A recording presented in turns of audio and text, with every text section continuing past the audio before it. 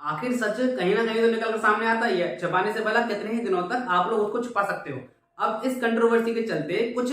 हो भी इसी तरह रहा है, वरना जहां एक मिडिल क्लास का बंदा, एक मिडिल क्लास लड़का अपने खुद के रोजमर्रा के झमेलों में इतना ज्यादा उलझा रहता है कि वह क्यों बेवजह एक इंडिविजुअल पर अपने विचार देने को मजबूर होगा, जबकि यह जानते हुए कि वह इंडिविजुअल ऐसी पावर पर विद्यमान है जो चाहे तो कुछ ना कुछ तो तुम्हारा बिगाड़ ही सकता है। लेकिन फिर भी कई सारे लोग निकलकर सामने आ रहे हैं और खुलकर अपना अपना एक्सपीरियंस साझा भी कर रहे हैं, जिसके लिए उनको फोर्स भी नहीं किया जा रहा है। उनके साथ हुए फ्रॉड के एक्सपीरियंस को वीडियो बनाकर यूट्यूब पर अलग अलग चैनल पर अपलोड भी किया जा रहा है। Hashtag stop Vivek Bindra, hashtag stop scam जैसे हैशटैग ट्रेंड किए जा रहे हैं। संदीप माहेश्वरी जी की स्कैम एक्सपोज वाली वीडियो के रिलीज होने के बाद ऐसा हो सकता था कि वह एक नॉर्मल सी वीडियो समझकर सभी लोग खुद को एंटरटेन करते और भूल जाते, लेकिन इस बार मैटर सच में देखा जाए तो कुछ पर्सनल सा लग रहा है। अब आप बात कर रहे होंगे कि मैं कहना क्या चाहता हूँ, तो आइए जानते हैं डिटेल में आखिर माजरा है क्या संदीप माहेश्वरी और विवेक बिंद्रा के बीच की इस कंट्रोवर्सी का। नमस्कार दोस्तों, स्वागत है आपका अपने YouTube channel late Latif review में। आप सभी दोस्तों को यह तो पता होगा कि इन दिनों दो मोटिवेशनल स्पीकर में लड़ाई किस बात की चल रही है। जब से संदीप माहेश्वरी जी ने डॉक्टर विवेक बिंद्रा के बनाए गए बिजनेस मॉडल की स्कीम को एक स्कैम बताया है, उनके द्वारा किस तरह से अपने बिजनेस को बढ़ाने के लिए अलग अलग लेवल के कोर्स बेचे जाते हैं जिनकी कीमत हजारों से लेकर लाखों रुपए तक होती है। वह सारे के सारे कोर्सेज जो हैं वो थ्योरेटिकली अप्रूव तो होते हैं, लेकिन वह सभी प्रैक्टिकल लाइफ में बहुत ही कम कारगर साबित होते हैं, क्योंकि हजारों में से एक आध को अगर इनके इस कोर्स से फायदा हो भी रहा हो तो वह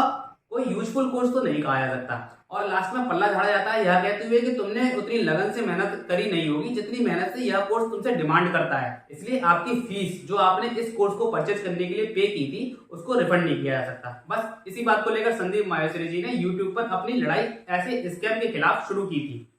लेकिन तब तक भी उन्होंने किसी भी पर्टिकुलर का नाम नहीं लिया था। फिर वीडियो के रिलीज होने के कुछ समय के बाद उन्होंने अपने YouTube कम्युनिटी पर एक पोस्ट करके बताया कि किस तरह डॉक्टर विवेक बिंद्रा उनको धमकाने की कोशिश कर रहे हैं। अच्छा, यहाँ तक तो मसला आप सभी को क्लियर है ही। इसके बाद अब लड़ाई में दोनों ही महान यूट्यूबर्स कूद पड़े और एक दूसरे पर अपने अपने तीखे रिप्लाई कुछ प्रूफ के साथ भी देने लगे, जहां डॉक्टर विवेक बिंद्रा ने भी संदीप माहेश्वरी को झूठा बताते हुए कहा कि वह भले यूट्यूब पर फ्री वीडियो से लोगों को मोटिवेट करते हैं, लेकिन अपनी इस यूट्यूब की पॉपुलैरिटी का फायदा वह अपने साइड बिजनेस में पूरी तरह से उठाते हैं। किसी न्यूज़पेपर में संदीप माहेश्वरी जी के एडवर्टाइजमेंट को क्रिटिसाइज करते हुए उन्होंने बताया कि वह अपने एजुकेशन कोर्स के लिए 9 लाख रुपए तक की फीस को चार्ज करते हैं और स्पेशल इंडिविजुअल पर्सनल क्लासेस के लिए पूरे 36 लाख तक का चार्ज करते हैं। साथ में उनके द्वारा उनकी कंपनी इमेज बाजार में लिए गए पिक्चर्स को वह बड़ी बड़ी कंपनी को काफी ऊंचे रेट पे, हाई रेट्स पर सेल करते हैं। तो क्या वह सब भी एक स्कैम की कैटेगरी में आता है? अच्छा, वैसे तो स्कैम की डेफिनेशन देते हुए संदीप माहेश्वरी ने खुद का एक इंडिविजुअल सेशन वीडियो बनाकर रिप्लाई नहीं दिया था, लेकिन अगर दिमाग की खिड़की को खुला रखकर